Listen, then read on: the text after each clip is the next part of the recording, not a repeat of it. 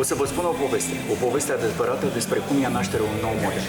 Atunci când un mare producător se hotărăște să lanseze pe piață un model revoluționar, trebuie să asigure că are o echipă bună de marketing. Dacă nu are, trebuie să angajeze.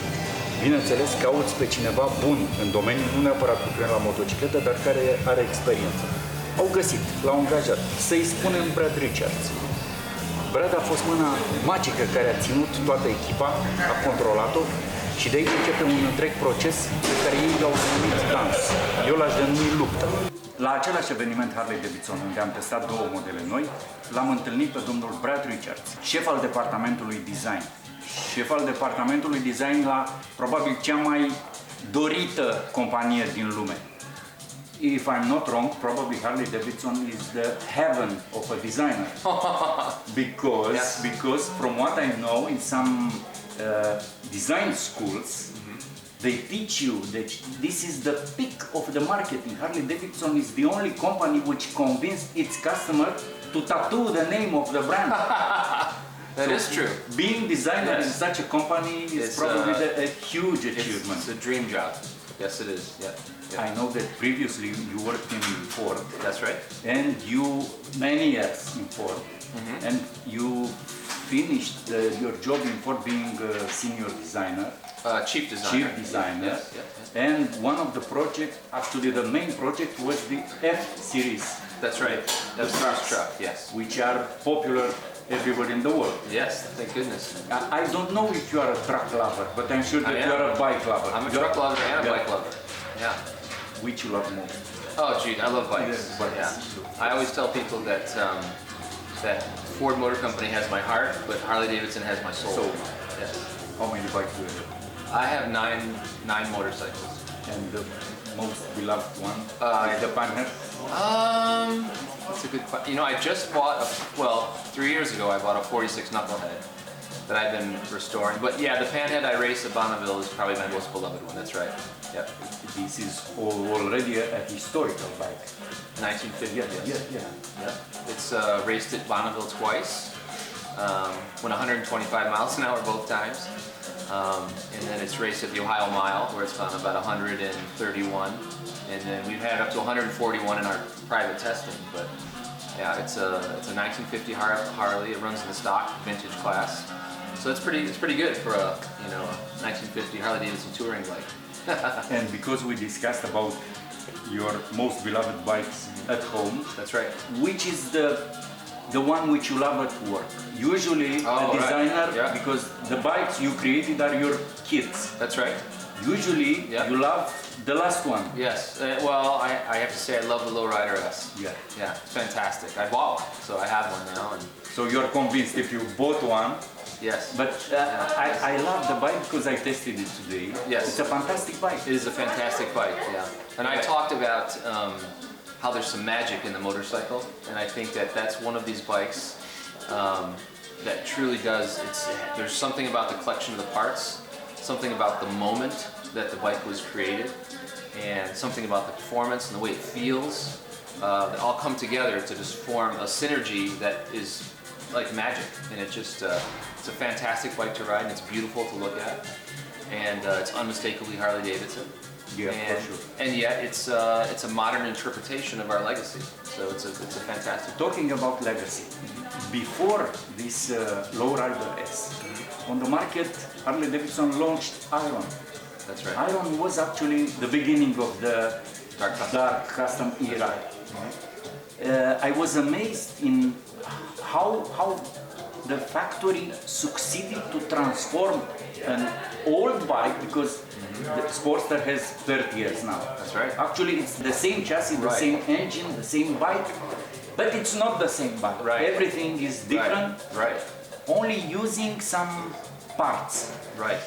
And now we come to your job. Right. In such a team in which you design bikes, you have to cooperate all the time with the engineers. That's right. And the interests are not the same. That's right. So the designer wants They have goals that are different than our goals. to impose something, Right. and the engineer wants to protect his job. That's right. So how is this? you call this? It's a great question. You called it a dance. It is a dance.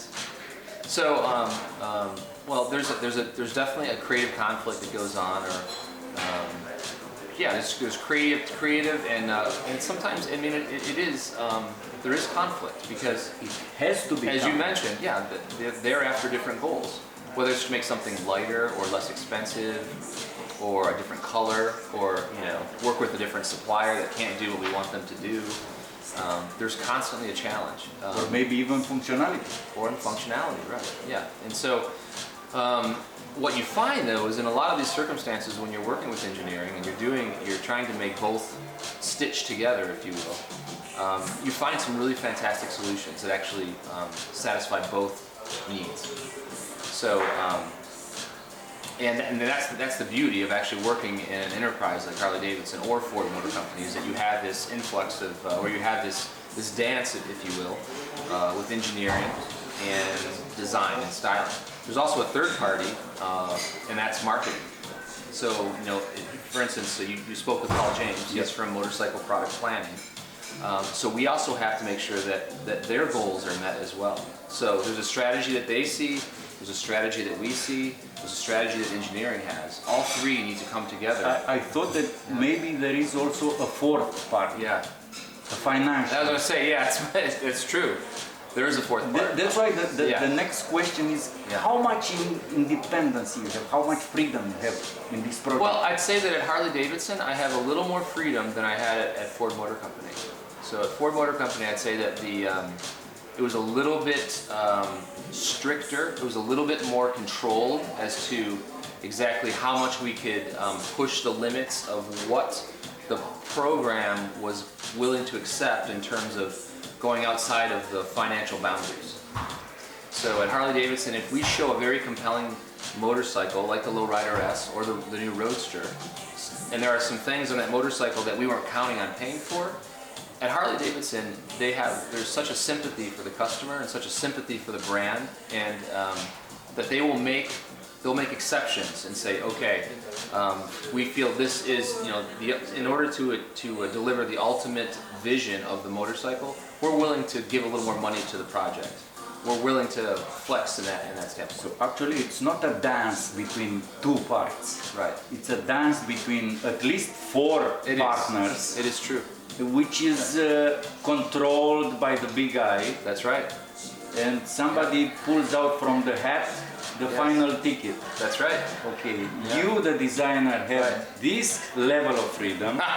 Yes. You, the engineer, have to obey this part of the designer. That's right. Yeah. The marketing has to promote what these two agreed. Right. And the financial has to finance. That's true. That's true. It actually is. It's a dance between four people. You're right. And I find it very rewarding when we can achieve all, when we can do everything. And when the final result is such a successful bike. That's right. When we have bikes like the Lowrider S and the Roadster that are so fun to ride, they look great. That's a testament to everyone working so well together and understanding that our goal is ultimately to satisfy our customer and satisfy the needs of the customer. Give me a hint. What do we expect more? Well, right now you cannot reveal the secret. I can't reveal anything, but I can tell you that just as a Harley-Davidson enthusiast, which I am truly an enthusiast before I'm an employee. I'm really excited about some of the places we're taking the brand in the near future. So just stay tuned, and Stay tuned. Yes. Okay. Yeah. I'll keep an eye on you. Yeah. Please do. Yeah. All right. Okay, Brad. Thank you very so much. Thank you for the opportunity. It was to a talk pleasure to to meet you, to ride with you. That was a great ride. Yeah. To Good chat riding. with you. Good riding. Yeah. Thank you very much. Okay, so it was okay. It was fantastic. Yeah. We got one more day of riding. Yeah. No, I mean this was okay. Oh, this was great. Yeah. Thank you so much. Okay. Well done. Thank you. All right. Let me know if you I'll send need anything else. Let me know. Thank you.